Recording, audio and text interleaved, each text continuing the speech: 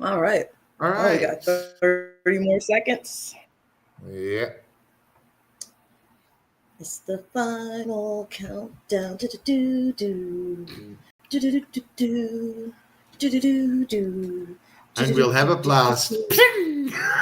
Right. Well, there was plenty of confetti the last few days, that's for sure. Oh my Yes. gosh. I don't know about you, Jay. I'm about ready for this year to end. Yes. All right. Welcome, everybody, to the blast from the past. And boy, did we have a blast. And don't even talk about the past because we tried to get out of it. It was the blast of the current. And Hills is like, Yeah, oh God. it's like, let's get out of this as quickly as possible. Like Okay. in this now. That we're in it now. Yes. There's no turning back. That's for sure. Nah, that is definitely for sure. How you doing, Jay?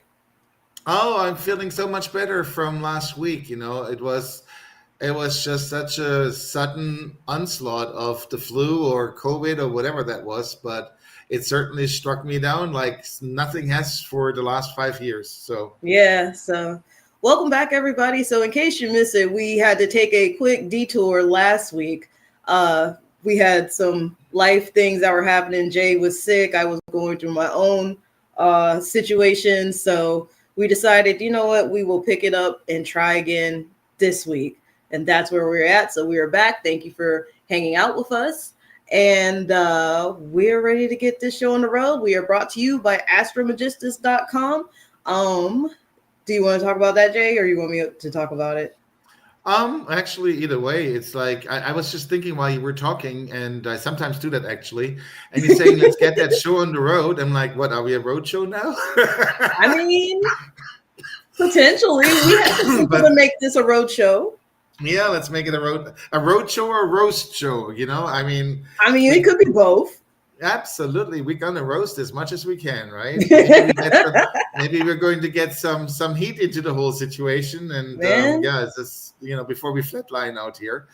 No, seriously though, I do have one chart up, and I'm not 100% sure. Latricia, do we want to start with that chart, the event chart right now?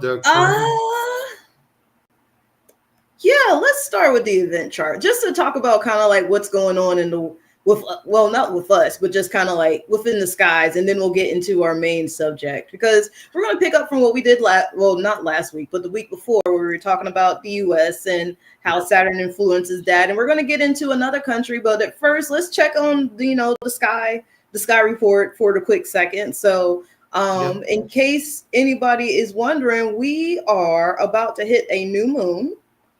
And that new moon will be in Scorpio. So if you look at the chart, you can see that we got a cluster of planets sitting in the 8th house right now. If you're looking at houses, so many of them are in Scorpio. We got 2 planets, Mars and Mercury, that are in Sagittarius. A fair amount of that is making a trine to our Neptune and Saturn, which are both retrograde in Pisces. And then we also have our Sun and Lilith, which is making an opposition to retrograde Uranus in Taurus. We actually got a lot of planets in retrograde right now, don't we?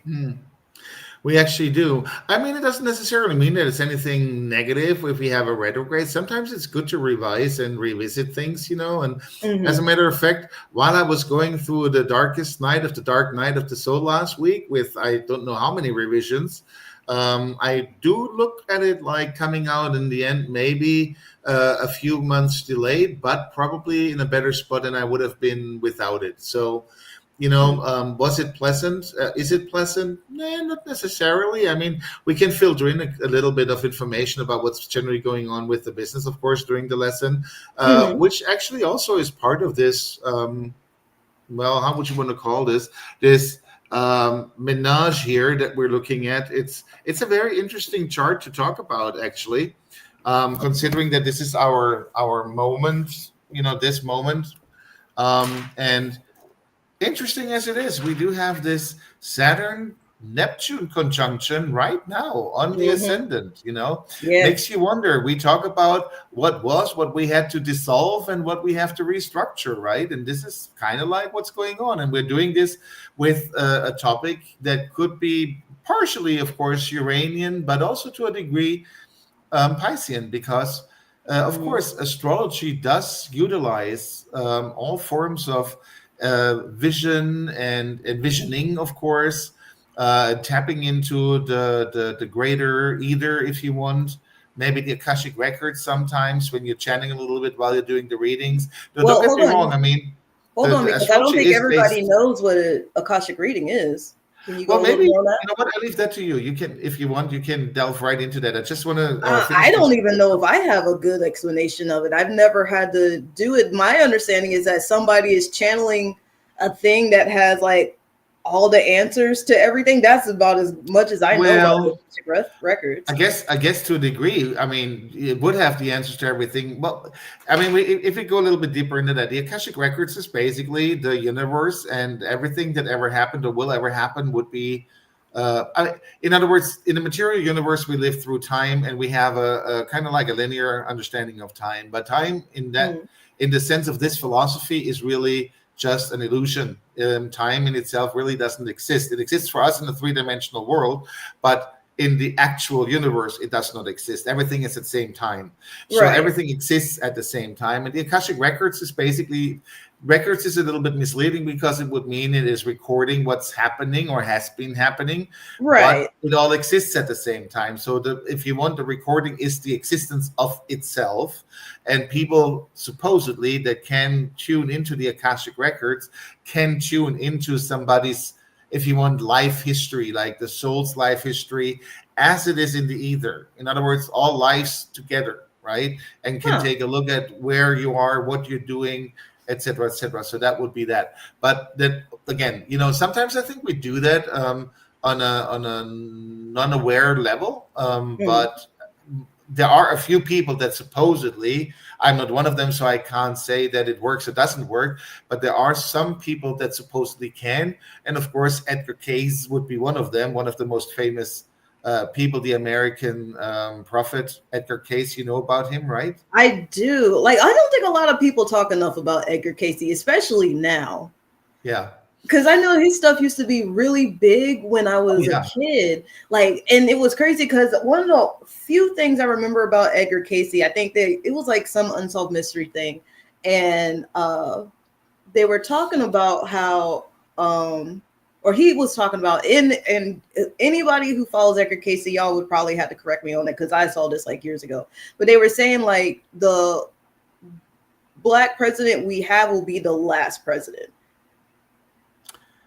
I don't know about that one. I mean, I do Yeah, have and so almost like it was years and years and years ago, but that's like one okay. of the only things I remember Well, about Edgar Casey. you But have to I do keep know in he did like a lot of prophesizing. And you have to keep in mind that I'm like 15 years ahead of you. So Yeah. when you were the kid, I was actually the young man in California going through all the like different bookstores. By the way, people, the Bodhi Tree was the best bookstore ever. I so miss that place. But I'm seriously, I mean, I don't understand why they put, sold it and closed it down. But the Bodhi Tree was like the place. It was next to a coffee, a bar kind of situation. It was just amazing, and you could buy used and new books, and it was, I mean, really, really good material that you would not get anywhere else. Anyways, so that was the Bodhi Tree, and there I would probably roam through everything they had on Edgar Casey, and I do have all those books. As a matter of fact, I don't think there's a book out there that I do not have in the bookshelf here. You could buy Really? in from, yeah, absolutely. Oh wow, okay. Yeah. Oh, you haven't seen yet.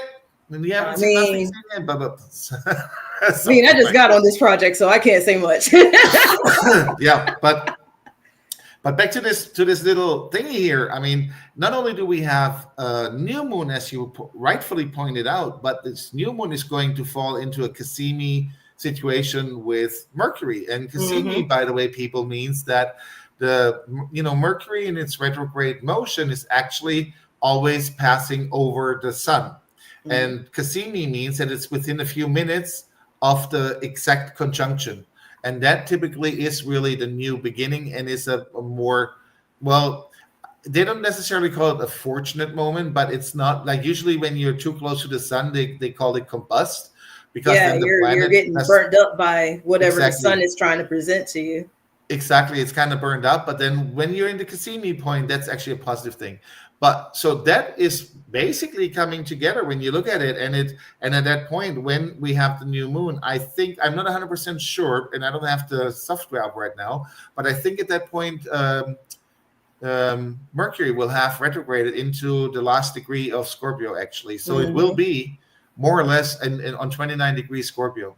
I think so, but I'm not 100% sure. If you want to look it up real quick, if you have the software up and do Let the me see. clock I can thingy, probably check that out real quick. yeah, do the Give clock me thingy. one That should second. be quick. So we are. Let's put this into And I would like, King. and the reason why I'm a little bit of a stickler on this right now is because we do have also Uranus at 29-degree Taurus retrograde.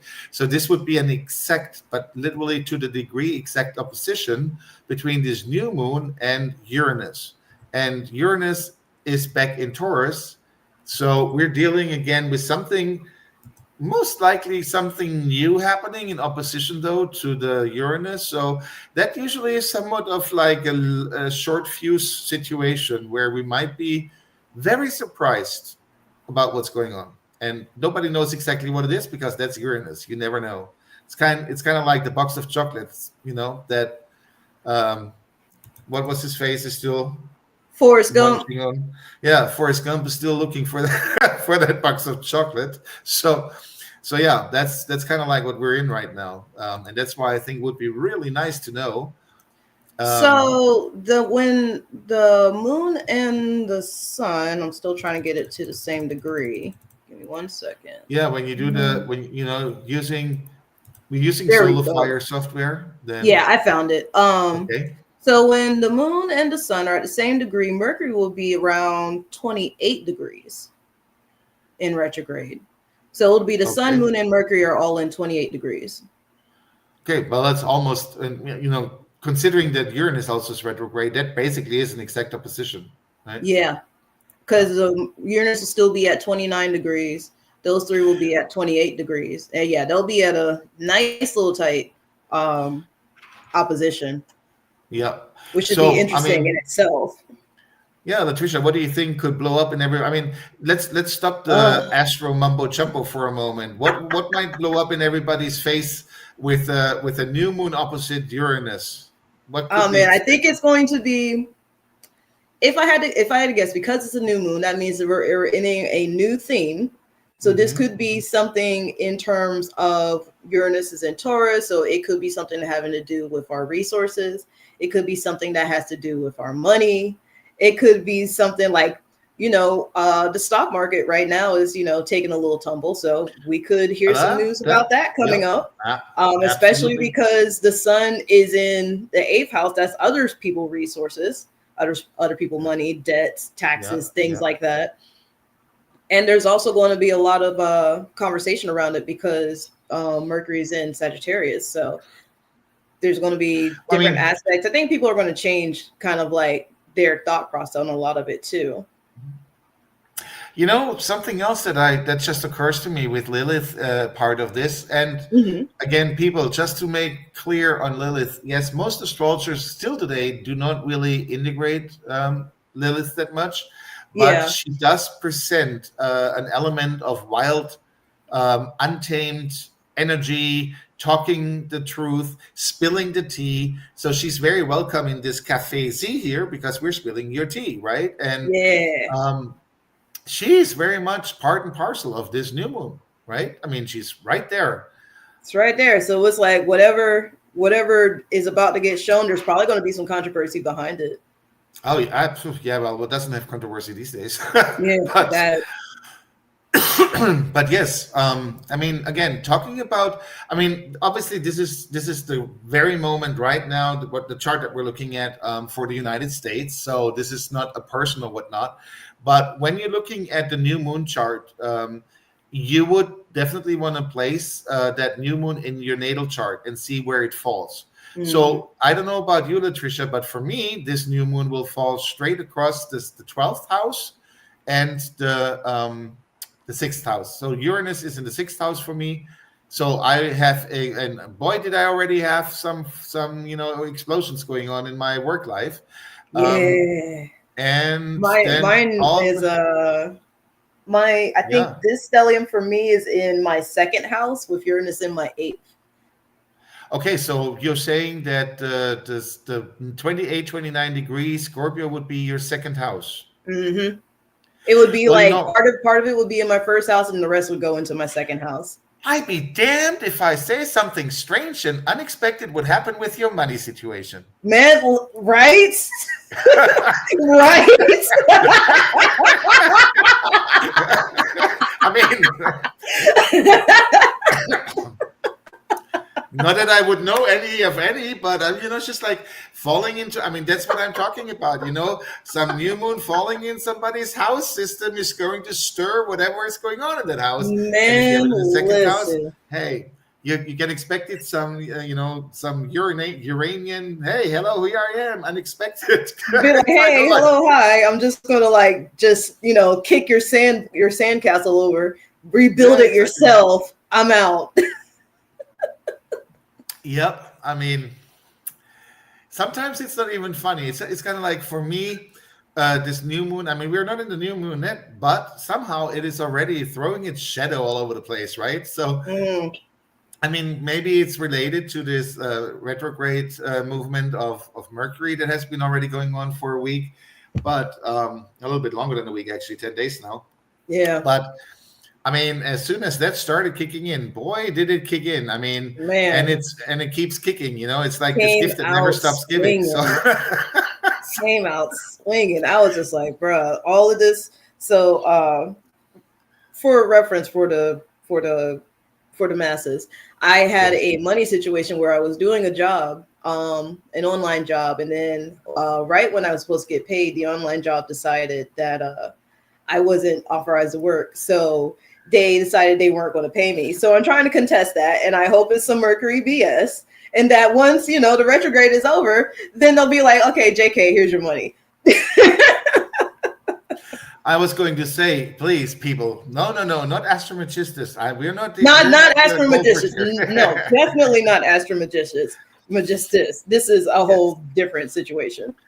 But since we're talking about that too, talking about what has befallen us lately, so I don't know if there are not that many live listeners as it is, but in for posterity, yes. So the website is kind of like in limbo right now. It's not going anywhere, and we need to figure out what's happening with it. And then out of that situation, we had to do some other organizational rearrangement and everything. It all happens behind the scenes, like I said, in Hmm. my 12th house. Where else could it happen, right? This is Yeah. where we're going to face this new moon, in my opinion, in my situation.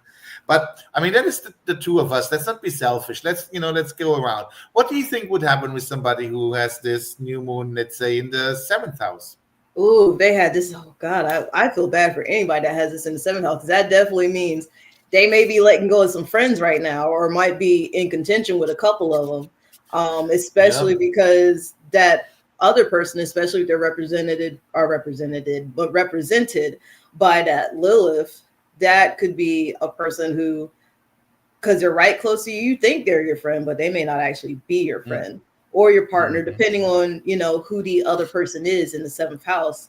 I guess if we were going to do significators, that would probably be whoever is represented by Mercury. Do you think?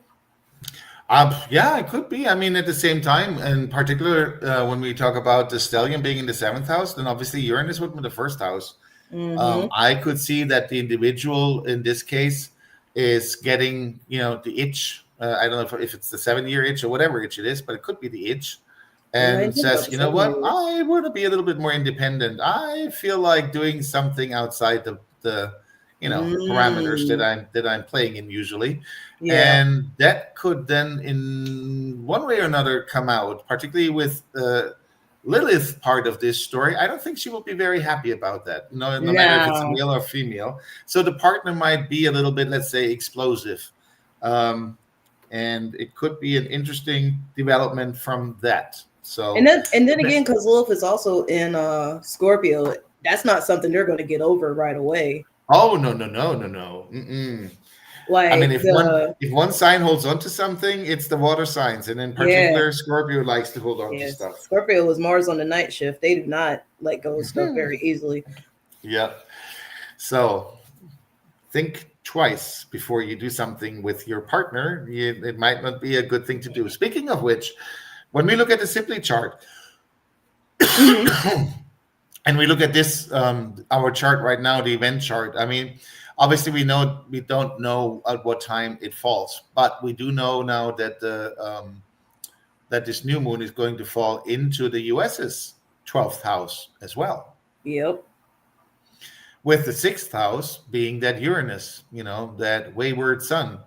Mm. So something's rattling with the resources in the sixth house. And what is the when we talk about s- now, people just bear with us because we're kind of like switching back and forth between the individual, the personal, and also what is called the mundane, which is what happens in the country or what happens with a business or something like that. So So trying think to microscopic versus macroscopic. exactly think like that. And so when we're looking at Uranus in the sixth house of the US chart, that obviously deals with people don't know what hits them left or right. That is the common Hmm. people, right? The sixth house. So Yep. what do we see?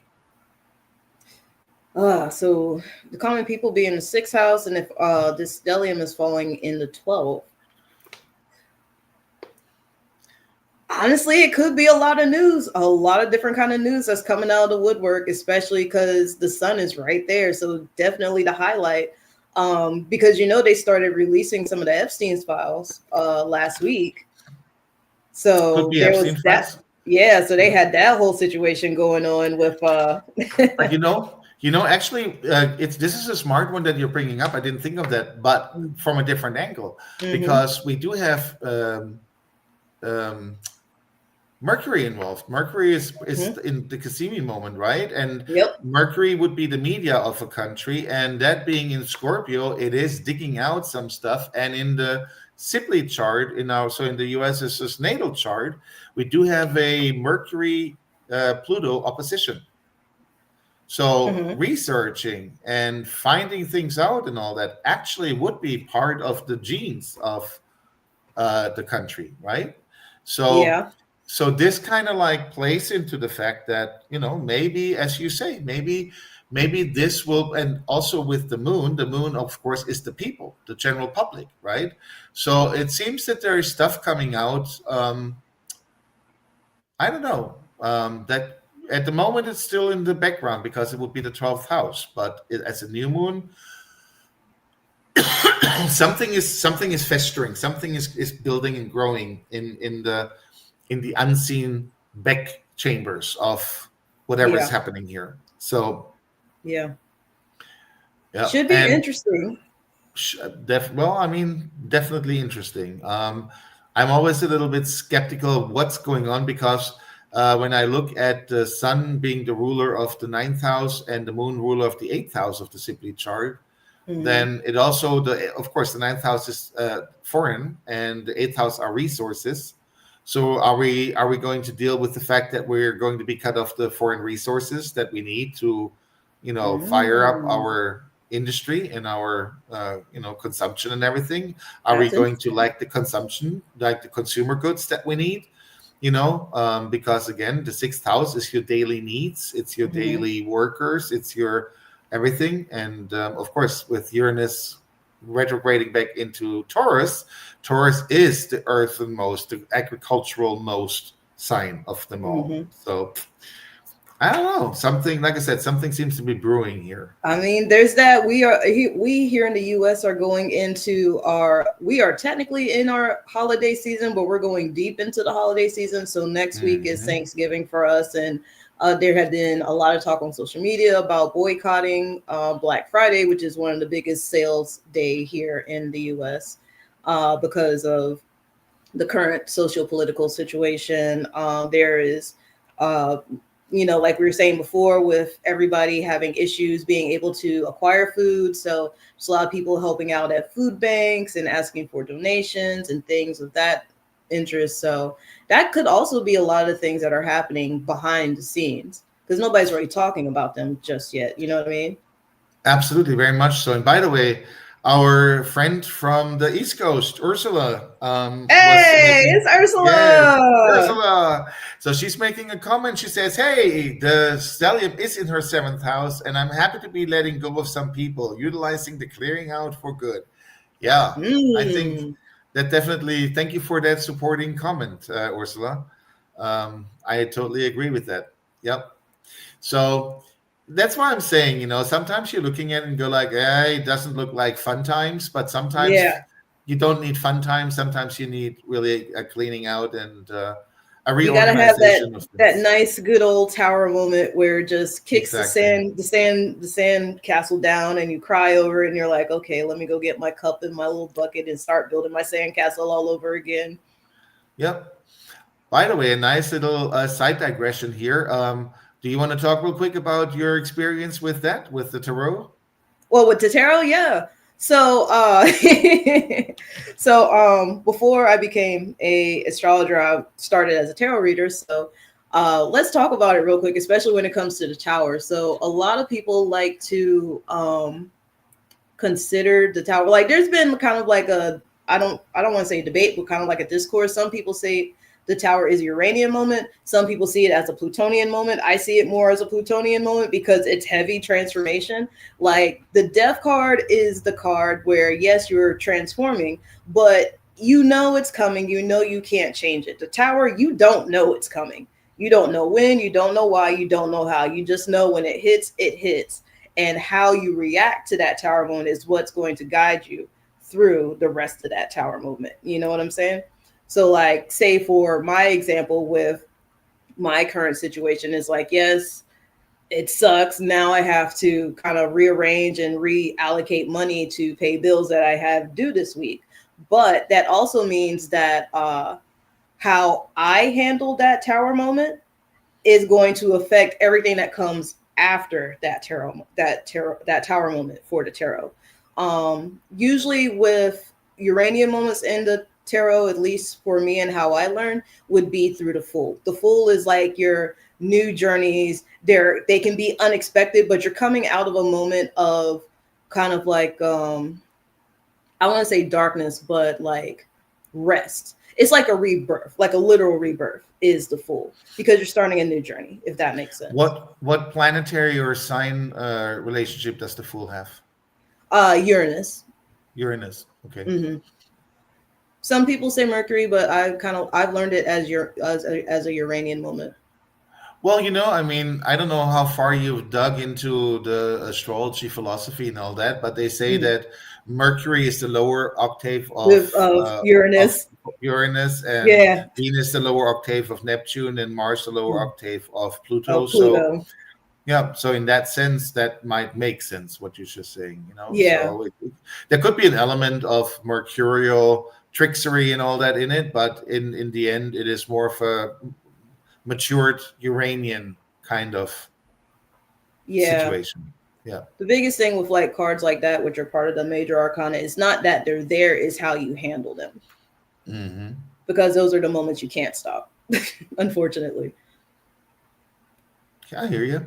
Yeah. So, how do we transition back now? Do we want to go into the US birth chart, or what do you Yeah, want let's to go take a back to look the at? US birth chart because we got some things to talk about. So we talked about our how Saturn is in the birth chart of the US. So we know that Saturn, I think, in the original natal chart of the US falls in what the was it the second house or the sixth house? Um, I can't remember. the natal Saturn, Yes, for the US.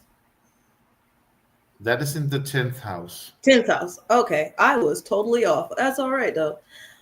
So we know that our natal Saturn being in Libra Hmm. falls there. And uh, if you have been rocking with us since we started our little project here, is that when we were talking about Saturn, we were talking about how it can also show how you react to other people depending on where their Saturn is. So, like, we use the example of Joan, was it Joan Crawford?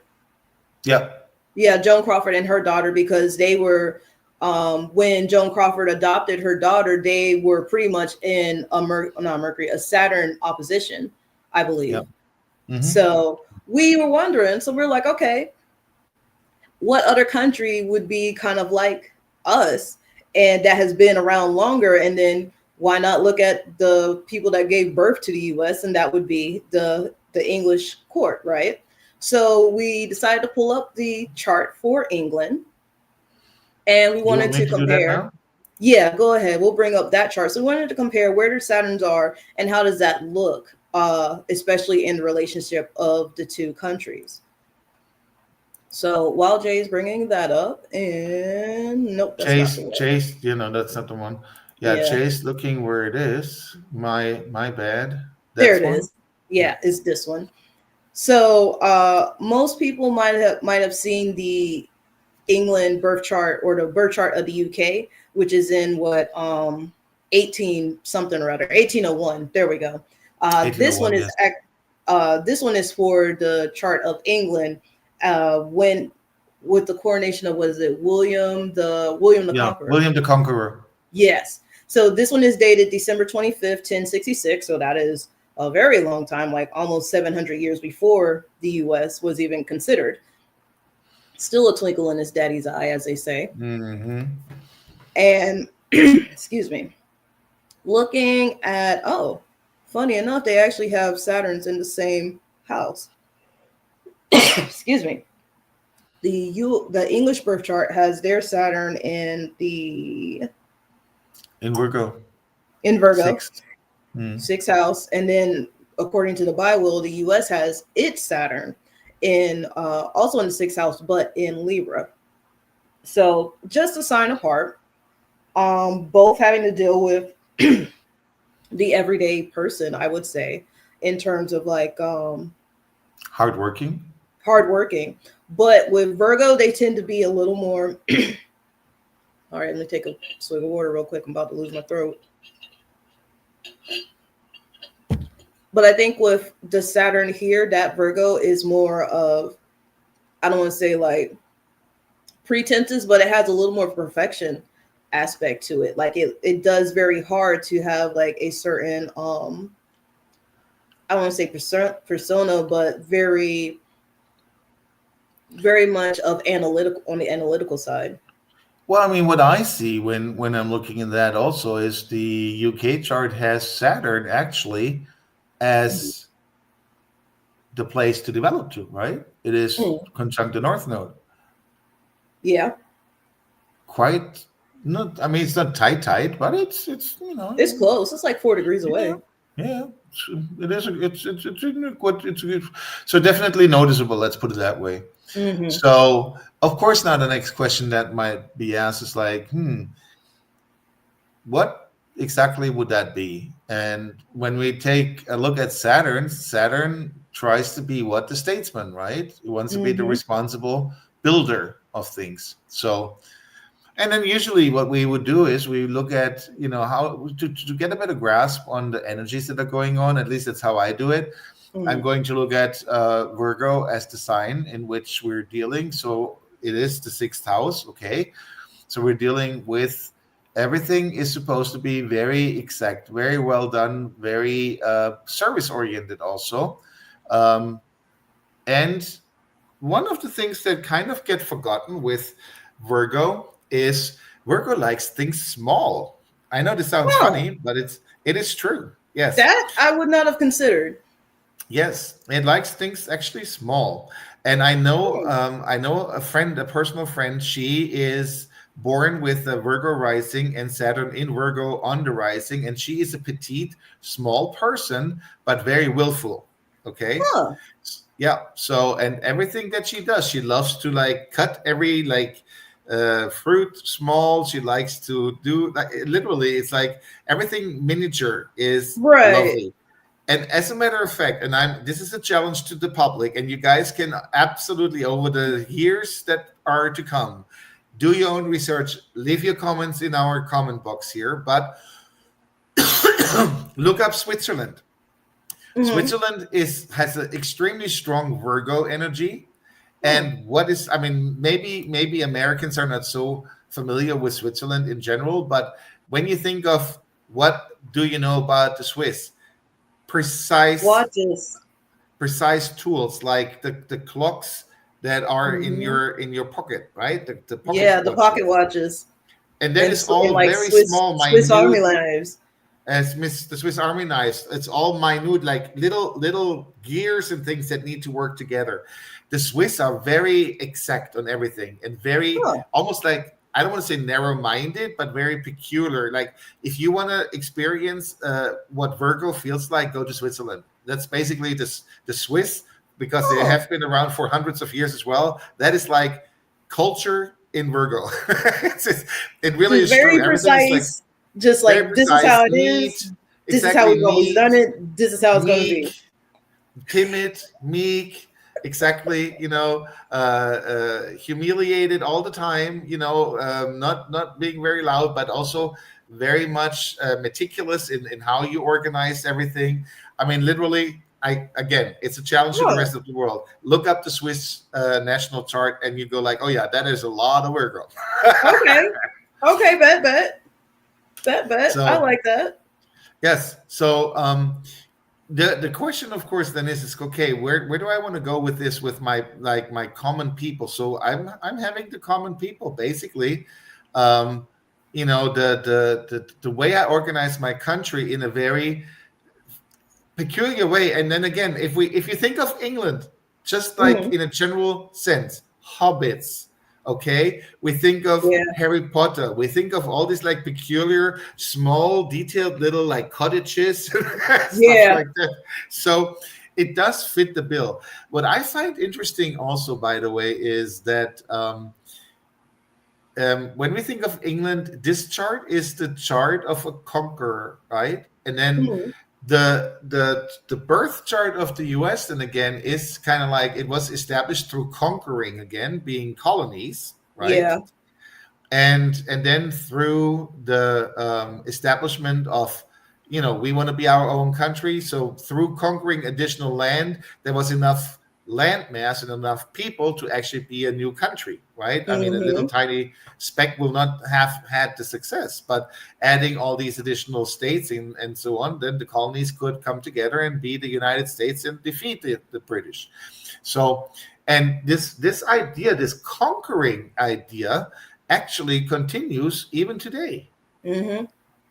There's always this aspect of conquering something, some either new space, a new planet, a new country, conquering for resources, conquering this. The conquering idea, talking about the apple does not fall far from the tree. Yeah. The conquering idea is still within this like English Anglo-Saxon sort of setup. Yeah. This Um, kind of Western world setup was yep, like yep. we don't function if we're not taking over something. But it's not so much the Western world, other than the Western world being led by the US for the last 60, 70, maybe even 100 years. Because Yeah. many of the other Western countries, because Western Europe is considered part of that, they don't have this conquering gene. There's no Mm. one else running. Well, maybe the French to a degree, Yeah. but the rest hasn't been running around for the longest time trying to conquer anything. Mm-mm. Hmm. Okay. So it's a very interesting aspect looking at that. So I leave the stage back to you. By the way, when we look at the chart of 1066, and we have the 22-degree Aries rising, we Yep. do have, by the way, the Capricorn is the MC. So that's why also Hmm. why this Saturn conjunct the North Node is so important in what is the goal setting of the UK, right? So Oh. just keep that in mind. So conquering and expanding your resources, your daily works and everything else has been part of the fabric. Yeah, because in this case, Saturn rules the 10th, 11th, and the 12th house. Yep. Uh, with the sun sitting right on the midheaven, which is actually really interesting in itself because it's like, what is, if nothing else, what is England about? It's about ambition. Is out about that ambition and also expanding territories, Mm-hmm. which Yep. is in this case would be the fourth house. Um, because I can't see what all is at the bottom because of this thing, but that's okay. So we got what the part of fortune, Mercury, and what is that other um planet? I can't see it. Thank you, the sun. Okay, that's the sun for the U.S. Gotcha. But England has the part of fortune and Lilith in their fourth house, which is interesting in itself because it's like, okay, we are going to change our lands and we're going to like, you know, in a sense, almost appear like they care. But it's like, do You you know, care about your own place or do you care about everybody else? At least for you me. have to actually, again, you spotted something that is really valuable. And we go back to the fact what I said earlier. A lot of people don't pay attention to Lilith. But when you Mm, take Lilith as the untamed wild nature that doesn't shy away from taboos and everything else, what did England do in the last, since it's, I mean, again, it started with conquering. What mhm, did the what did the Normans then do? They conquered first the Anglo-Saxons, then they conquered Wales, then they conquered into Scotland, then they mhm, colonized and conquered Ireland. Right? I mean, mhm. people forget that those were. I mean, the Irish were the first colony of the British or Yeah. of the English. So, and they certainly had to suffer quite a big deal under that. And so it was always going against the nature of the wild, you know. And then you continue again in the U.S. and no nation, not the Portuguese, not the Spanish, nor the French, were so like busy in killing of the natives, you know, as the British were. If you want to get something knocked over quick. So it's kind of like, and then you have the sun opposite, exact opposite to Lilith. So Hmm. it's the statehood, it's the self understanding of the British Empire, if you like, and it looks at the Lilith, the savage, the wild, as Hmm. non-worthy, For and it anybody looks who's at taking score real quick, we're looking at the inside of the wheel, the just in inside of case the wheel. anybody's getting Yes, confused. We're looking at the inside of the wheel. we're looking at the inside of the wheel right now. We're not looking at the outside. We're looking at the Right. British, the English map is the internal, the greenish kind of ring. Hmm. And we do have on the top, we do have the Capricorn MC with the Sun in 9-degree Capricorn conjunct, of kind of like a white conjunction to the Mercury. But then opposite on the other end, and that of course is the IC. Those are the lands. The IC is also the land, right? The Yep. lands of the That's natives, the that's lands the of the home. wild people. Now we take a look at the Aboriginals in Australia. We look at the natives in North America. We look at Hmm. the islanders of the South Pacific, and so on. You know, Hmm. wherever the South British went, they Pacific, the went after the land. Caribbean. Yeah, Yeah. they always went after the land of the natives and Hmm. just assumed it for themselves, right? Yep. So So isn't that you, amazing? yeah, there's a lot of similarities between the U.S. and England when it comes to just like the general nature. Um, they both Well, I got mean, literally fire sign ascendants. well, yeah, and look at the fact that you do have the British Sun Mercury conjunction on the British MC in Hmm. opposition to the Sun Jupiter, and Jupiter is the ruling planet, the chart ruler for the US because it's Hmm. a Sagittarius rising. Yep. So again, you know, here is like this conflict between the US and its self understanding and its rule and rulership and all that versus the British. I mean, there's a direct opposition. Hmm. So very interesting when we look at it, and we like we talked about before with their Saturns. Their Saturns are kind of almost a little bit similar but different because they're in the same house, but they're in different signs. Um, One is just a little more meticulous. The other one is when it tries to for the U.S. with it being in Libra, they're trying. It's more of trying to find that equality in the structure and the rules. Like when the U.S. was created, in theory, it was supposed to be by the people for the people, versus how with the UK, the general rulership was more of from a top down type of perspective.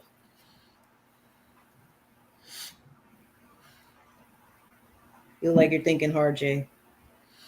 Well, I'm trying to figure out because we're looking at the apple not falling far from the stem. Mm-hmm. I would be curious to see in as much the the transfer happens between one and the other, because we talk about, for example, judicial system. The Mhm. common law system was pretty much taken over. The only state that does not have common law is Louisiana. Yeah, Um, that took the Code Napoleon. Of course, it was originally a French French colony. colony. So, but other than that, I mean, the culture and traditions of Britain, and I mean, I think one of the things that the Civil War did was it did away with the class system, didn't it? Supposedly, it's one of those things like we say that it's gone, but it's still kind of there. It's just unofficially there. Hmm. Just kind of like hidden, you mean? Yeah. Hmm. So I'm trying to find um, like direct connections of the transfer of the customs and behaviorals and things like that you could see going from one to another. And I'm wondering if that is this opposition between the two suns, if it is Saturn being in the sixth house, in either case. I mean, obviously, then in the if you turn the houses around, then the British Saturn in 16-degree Virgo would be in the ninth house of Hmm. the US chart. Yeah. So I'm not Hmm. sure about that. Also about the North Node, the British North Node falling onto the Neptune MC conjunction. I'm Hmm. wondering about that. Was it kind of like that this is something that the U.S. was streaming? I mean, the British, the UK was streaming about and manifested.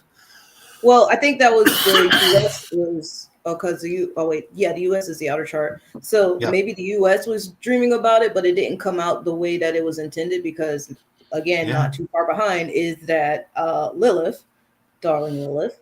Uh, Hmm. I think there was a dream, and the goal was set for that dream.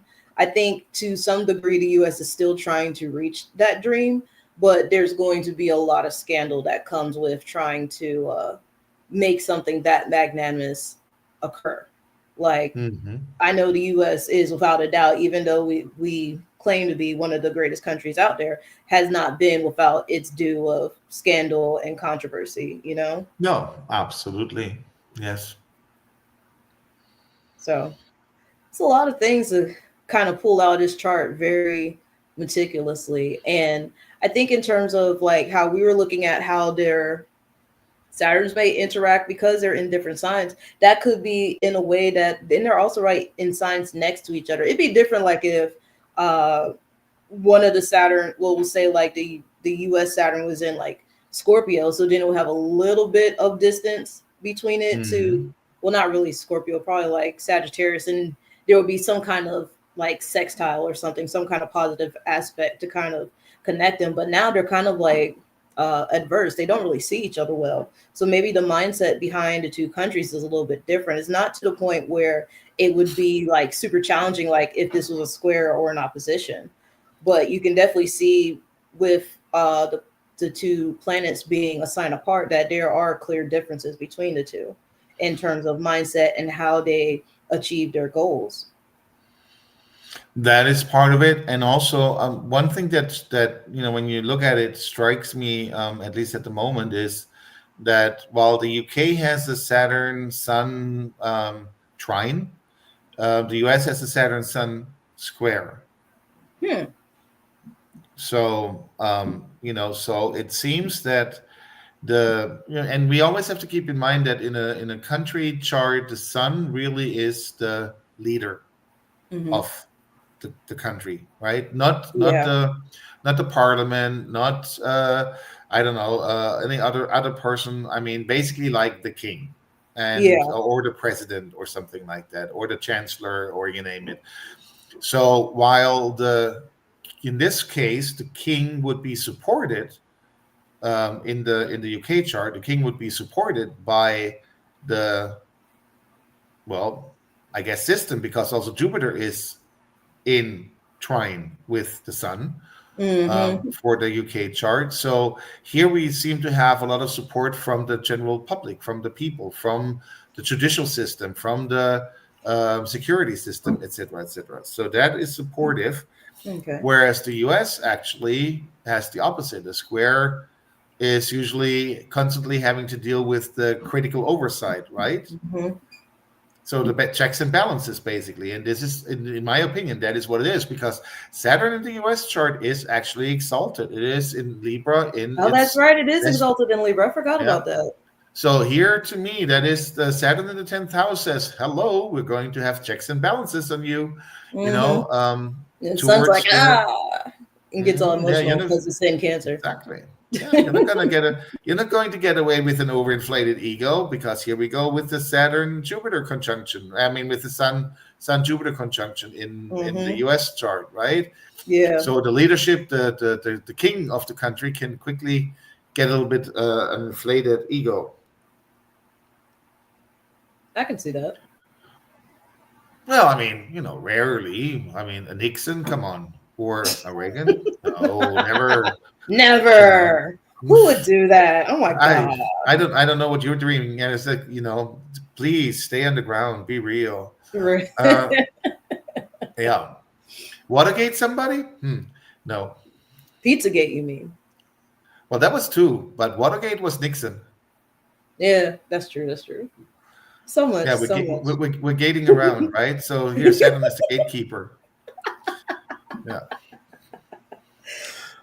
I mean, you look at the chart and go like, well, wait a minute. To a degree, that's true. You do have Yeah, the checks and balances, and I mean, who else would do checks and balances other than Saturn? Yes, of course, we Saturn. say that the media is bringing. Again, we have this deep digging media, the which is the Mercury in Cancer, Hmm. opposite the Pluto um, in Capricorn situation, Yeah, but you know, in the end, I guess that feeds somehow into this. I mean, obviously, the information that you pull out, the media is not going directly against the like leader or the king of the country. It is usually the authorities, right? yeah, and the So, the in this case, the media would also be pulling at the heartstrings of the people because they. I don't want to say it's going to be more like propaganda-ish, but it's definitely going to.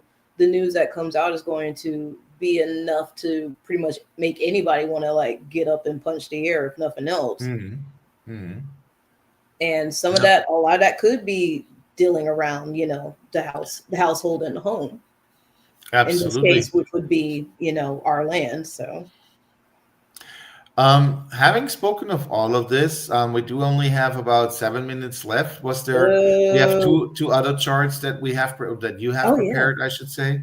Is there anything else that you would want to like take a look at and maybe Uh, bring it back a little bit more into the personal, non-astrological, but kind of like with the Not that I can astrological think of frame, at the top of my head, because I think the other charts we had were one was the English birth chart, which I mean we could have right? probably looked at that by itself, which we already talked about here. And then we got our US birth chart. Yep. So we got the Sibley chart. That's the U.S. Exactly. Hmm. Yeah. So we talked about this one already. Um, But you know what? Something that might mhm. also be interesting to look at. What's that?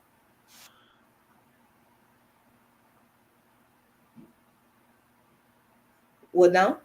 I just had some sound. I don't. Oh, Um, so when we look at we always like go straight for the planets and everything, but we can go more fundamental as well. And what do we mhm. learn, Latricia? What do we learn about the quadrant? What is the About first, what? you know, like when we look at it, like when we learn how to read charts, we do learn about the hemispheres. We learn about the Yeah.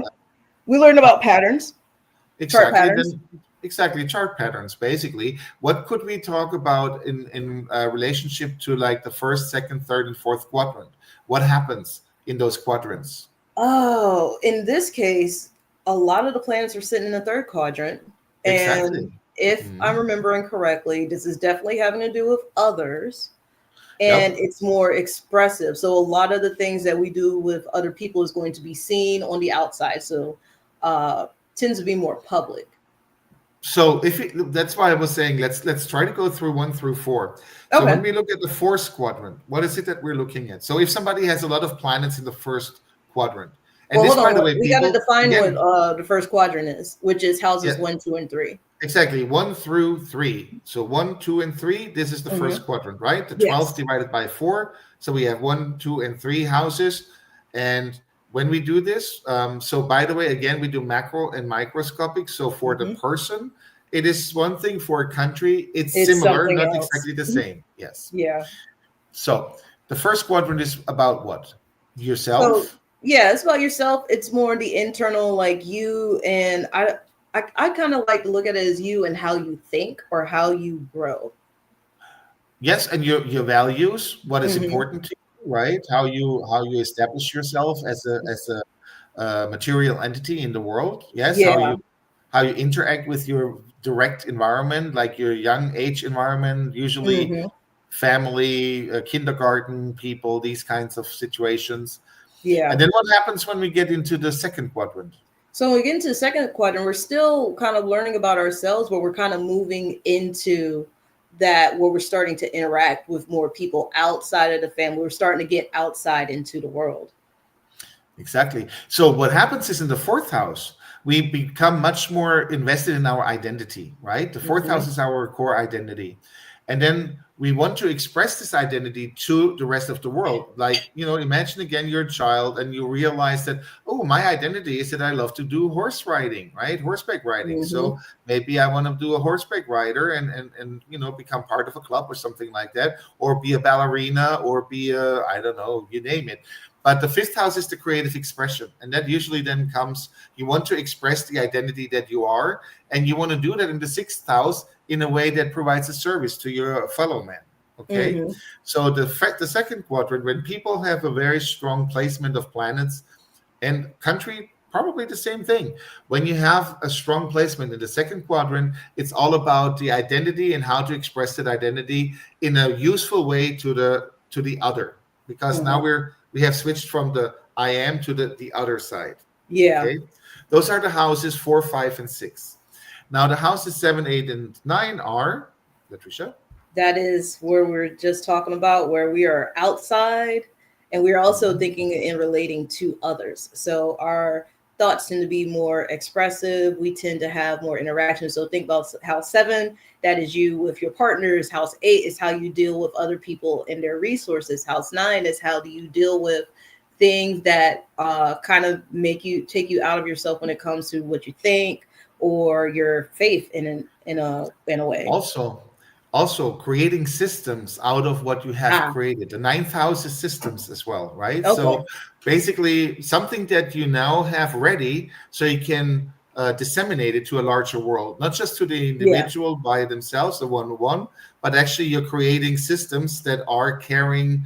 Like a university system or a judicial system, a philosophical or religious system, etc. So you're putting the values, and you basically, what happened in the seventh through the eighth house is you interacted with other people and you learned their understanding, their way of thinking about it, and maybe adding or adjusting to their way of looking at things. So this is the shared resources and looking at other people's values and basically bringing all that together, going into the ninth house, creating, like we just said, creating systems and things out of it. So with the US being very strongly, obviously, almost all planets, save the Saturn and Moon, are Mhm. within Saturn, the. Moon, and Pluto. Those are the only Yeah, ones that aren't in that quadrant. yes. So, but everything else is in the third quadrant. So basically, if we look at that, it seems that the US really wants to interact with the rest of the world, Hmm. understand the rest of the world, create kind of like systems that work for everybody, right? And Hmm. then basically have something as a result that is the, I don't know, the ideal world, and then being of course, hello, it's a Sagittarius rising with Jupiter, and Jupiter is part of this conglomerate. So Yeah, yes, you want to disseminate, you want to proselytize, you want to be the missionary, explain yeah. to everybody why your system is the best, how you're living the dream, how Why we everything are is number one. amazing. The U.S. is very Exactly. much about the group thing. Exactly. So, and then you go into the, in like you cross the MC, And then that's the fourth quadrant. Here you Hmm. go back to the individual, but through the collective, right? Yeah. You have the 10th, 11th, and 12th houses. And what do we learn about that, Latricia? We are trying to relate to things in terms of our, well, if we're looking at it from the 12th house, what we give, 11th house, who we give it to. And I like to think of the 10th house is the method of the giving, because that is our career and our ambition. Yep. And basically, when we talk about the 12th house, we also talk about the collective. Hmm. So we now approach, basically having been through the different stages, we're approaching back the individual me through the collective, though, right? Hmm. So I'm basically the 10th to 11th is how do I bring myself in on a career level, on a work level, on a status level, that I do something responsible for the community. I want to then also have a future oriented presence in the 11th house, integrating typically groups, organizations, some form of future oriented thinking, etc. And then again, that goes into the 12th house, which is setting the stage also in a cycle kind of way, Yeah, setting the we're stage recurring to go for back through it all over something new. again. Exactly. Yep. So, and that's kind of like closing the circle. Yep. Hmm. So it's always very interesting to look at astrology from many different aspects. And sometimes you don't have to go for the individual planet and go like, oh my God, I don't know. It's so confusing. So many planets, so many things to look at. Believe everybody who's been in astrology for some time knows it takes time to really get to the point where So you much time. can really get into making smart. I mean, every once in a while you see something, go like, oh, I see that, but getting the Hmm. overview, Yeah, like excuse me, is being very able to pick difficult. out the one thing, but also being able to see it from the microscopic to the macroscopic, and even by then the mega or the metascopic is what takes time. So Exactly. if any of this went over your head, that's okay. Just catch a recording, rewatch it again, watch it 2 or 3 times if you need to. But And for go ahead. and everybody's always welcome to leave messages and leave comments, of course. And if Hmm. we see them, we will obviously try to respond with the best of our knowledge. Yes. As far as getting readings, you can always send an email to info@astromagistus.com. At the moment, the website is a little bit wobbly. So if somebody would like to have a reading, you can, again, please send an email. And obviously, somebody will get back to you within 24 hours. We do appreciate your time and listening to us. And of course, Latricia, as always, thank you very much for putting this material together. You're a gem. Yes. And Thanks for having us, Jay. hey, it's a pleasure. With all the madness that is going on, it's still a pleasure. Yes, we're still here. Listen, we are what, more than halfway through Mercury retrograde. Yes, Yeah, I so we're say almost there. say We're my almost prayer. there. Yes. We're just gonna put up a couple prayers. We're gonna do some rain dances. We're gonna give some offerings. We're gonna be back next week, everybody. So stay with us, and we Yes. will see you then. Until then, take care, everybody. Have a great day, night, wherever you are, and we'll see you later. All right. Thank you, everybody. Thank you. Yes. Bye. Latricia said everything. I don't need to add to it. All right. Bye bye. It's true.